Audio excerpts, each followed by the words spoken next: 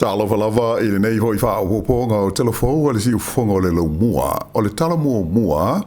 e le o mawhai o nei loa e le mtanga aluenga o le MSD, lea e pū lea ma whaafoi na benefiti ma whasoasani mo tangata, pe o au ngā lātu whaasalanga, e una i ai tangata e le o whai ngā aluenga,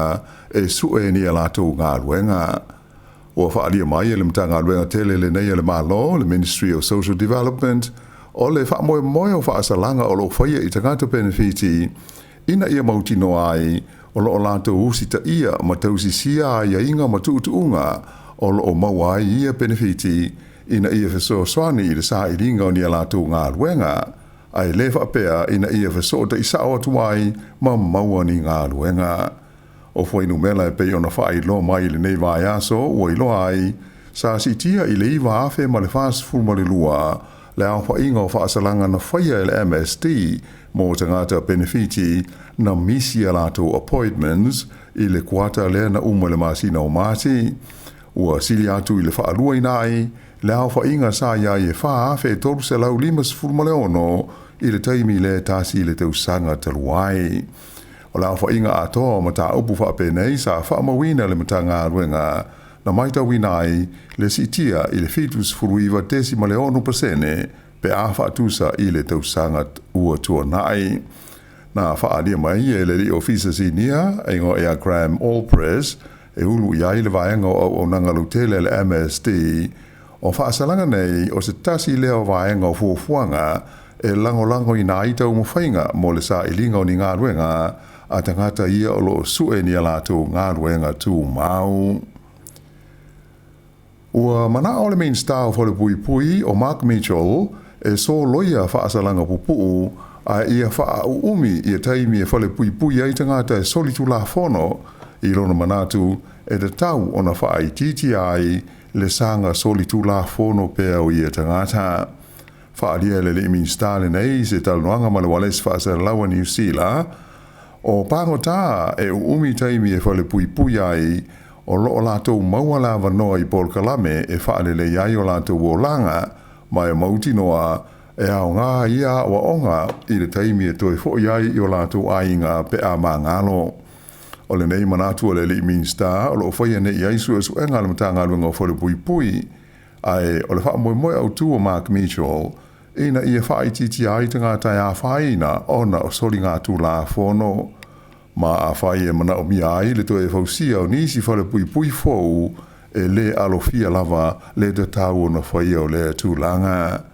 E manatu le main star, a pupu whaasalanga o tangata e whale pui ai e au noa ma le a fia ini Paul Kalame e whaale le iai a lātou a mia o mao lātou o langa te le lava le a whaina ma le lamatia ai o le saonga le mū ma le nofo le lei o le lautele o le tinu.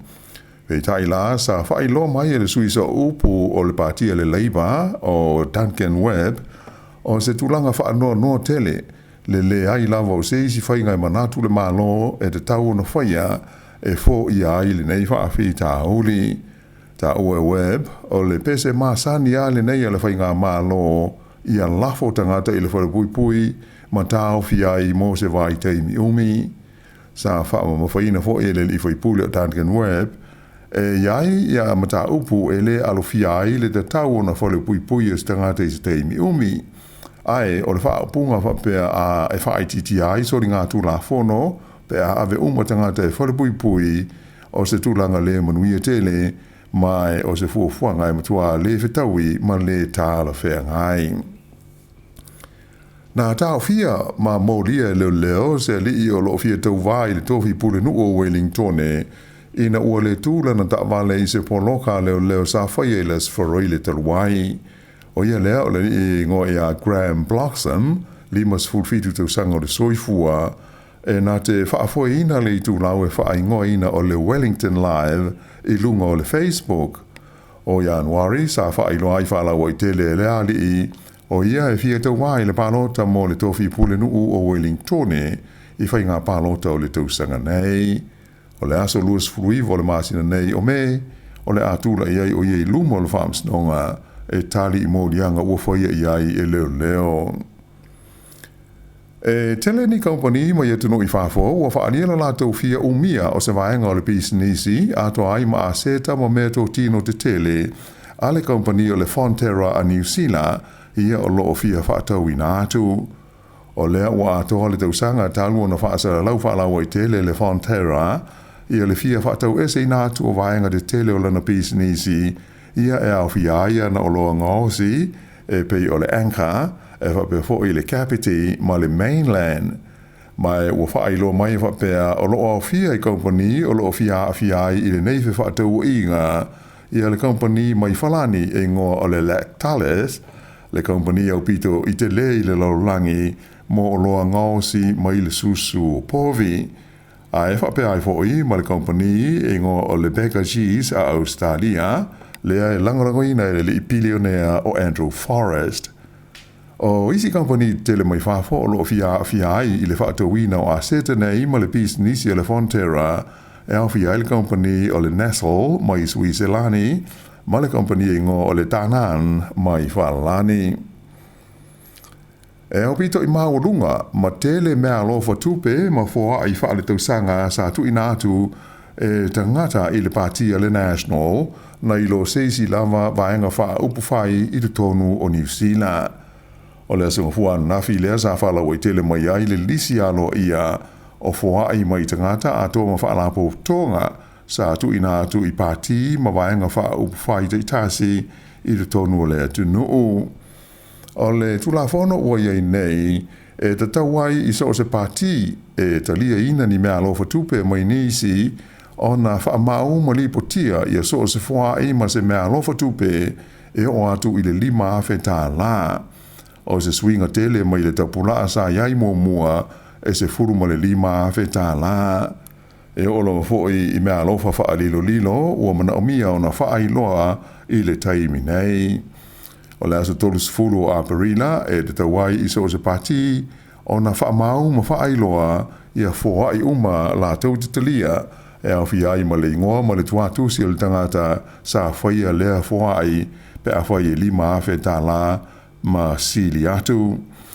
O whainu mela la ua whaalau I tele mai e le komisi o whai ngā pālota ua iloa ai o le partia le National sa au pito tele ia fua ai ma mea lofa tupe na o la tau talia o le awha inga atoa e 4 miliona walu se lau walu I waafe 5 se lau tolu sifuru walu tā la. E so atu ia I le partia le Labour na la tau maua ia fuai e tasi le miliona ono se lau luis fulfitu wafe, fitu se lau sifuru ma le tolu tā la. Pito atu ia I le Greens e miliona 5 se lau walu sifuru walu wafe ono se lau walu sifuru tā la. Ai tūlanga wha tu iai le partia le Act, tasi le miliona, wha se lau ono tolu tā la, wha se lau ono tolu afe, wha se lau wha 5 tā la. O isi parti e lalo ifo o le tai miliona tā la nau lātou maua. O mea lauwha e le mana na au tangata e wha iloa, po o ai lātou na au mai ai ua wha amuta le tapula I le afe 5 se lau tā la, ai a maua se parti se mea lauwha wha pea, e sili atu na I lo le tapula ua whaatulanga ina o na ave leo le tupe ova I le komisi o whainga pālota. Ua whailo mai ni suinga te tele o le a whaatino ina I le tonu o le malaiva alele o le lau mua I Wellingtone. O ia suinga ia a fiai e me wata po whaatusau a heto la po ai lua ia o lo tau mai le tau lunga o le whale autu o le malaiva alele I Wellingtone. O le mamafa o le aeto e tasi, e sili atu I le tasi le tone, e tusa lia le mamafa o le aeto e tasi, a le la o le ave ifo I lalo, e whapeo na iai se swinga o le ava iai le malaiva alele I Wellingtone, e peitai, e le I whailo ina mai, po o le ale mea o le a suiai I ata o aeto nei, o le a ave sea mai, na whailo mai e le whaatonu o le malaiva alele Wellingtone o le li o Mart Clark o se furulua te usanga ta luona iai te uteunga nei te tonu o le whale o le malaiva alele mai e mautinola wa to tele o le amisia pe a le toe wa ai nei iai o whaatusa nei o aeto sa whausia mai e le kompania le Weta Workshop mai na mua I whaapina ai le malaiva alele Wellingtone I le te usanga I lua afe se funma le tolu I le taimi na whaasara lawina ai I ata ti whanga fo I nei e tolu o le Hobbit, a le li o Peter Jackson, o le Paulus Freire, lea o le ata lai ese mai ai le tonu o le whale o le malaiwa alele I a whaatusa I e lua o aeto e au fi ai le aeto o lo ti ai le li I mai le ata ti whanga o le Lord of the Rings o Gandalf. Ua sitia ngā ruenga leo le Solomona mo le pui ngā le saunga le mua le atunu a o sauni ai le palemene mo le talanoina o le lafo o le lefa atuatuaina o le palemia o Jeremia manele malalana whainga malo o le so lua e ilo ina ai le palemene o Solomona ia le lafo nei na whauru le whaipule le tu malo honiara tu tonu o le lio kodun tasi lilo o stasi sa tu lai fo I tofi pale mio le tunu o yaso o mawai. Taimi nei o lo tulanga wha le tonu le whainga maloa manele ona ua wha mawai mai ai fo I pule to o se fulu e au fi ai mani min stasi nia se to lima o lana carpeneta. E wha te sitasi le malosi o se mafui e sa ruruina ai le ai o le ven I le fiafi o le asongafua a navi. Sa wha mawina le mahui e le kuata te ai le lima e le fiafi mai na o ngā tonu I le se 10 kilomita I mātu sifo le ven I le tūmalo horo whenua I le loloto e tolu se 10 kilomita I le manawa o le ele. Sa mawhai o na whaalangoina le lulu o le nei mahui I taupo ma New Plymouth I le tu I mātu whapea I Manelson I le tu I saute.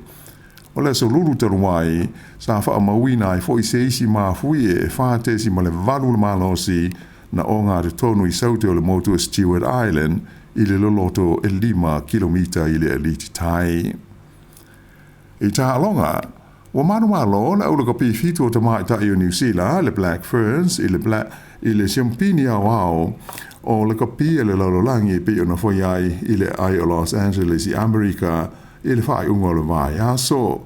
O Aotearoa sa su e fusi ai mo New Zealand, ma o ai le ta alonga I tolus futasi le Black Ferns I le fitu a Aotearoa. Ta le malo longa o se furulua New Zealand I le ai. O le whaafai le nei o na manu malo se so o te mai tai New Zealand, e ia po le aulakapi I le vā ma le aulakapi a Aotearoa. Mai o le vae sa whai e Perth, le as fo I sa su e fusi ai I au nei lua.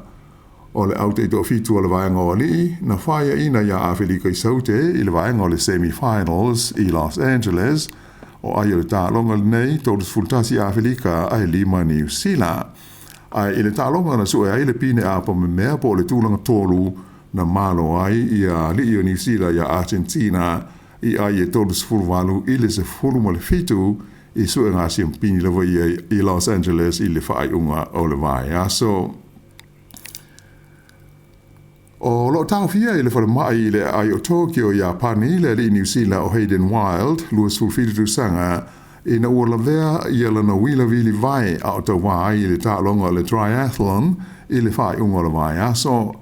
O le tau le lea le nei sa pine si liwa I tālonga le Olimpeka I pale I whalani I le tālonga le nei le triathlon lea e tolu tālonga SS e a fiai o le au o le tu unga tamoe whapea ma le tu unga o wila vili vai. I se tustusi ngā Hayden I lunga o fese o te inga tere wawawe na ia tau ai o ia na manua I na wā a fia I se laweanga o wila I le taimi o le tu unga. Mai wha ia ona iwi aso ua ngau I ai, ngau malapona iwi o lona tau au, ma wha ina I fo I ona mā, pei tai o whengai o ia matonga whitinga I 5 o 4 mai le whale mai. Ta o mai wa pēr atonu o le a ungi te taimi I pēr le lile nei o Hayden Wild o New Zealand I te tonu o Japani mō le tau wha mai aina o na tonga whitinga. O le vai o le taminisanga o le T100, le Triathlon World Tour, le sa whaia tarua nei I Singapore na manu ai le li nei o Hayden Wild o New Zealand. Ia o le iunga le nāle nei vai ngā o telefou.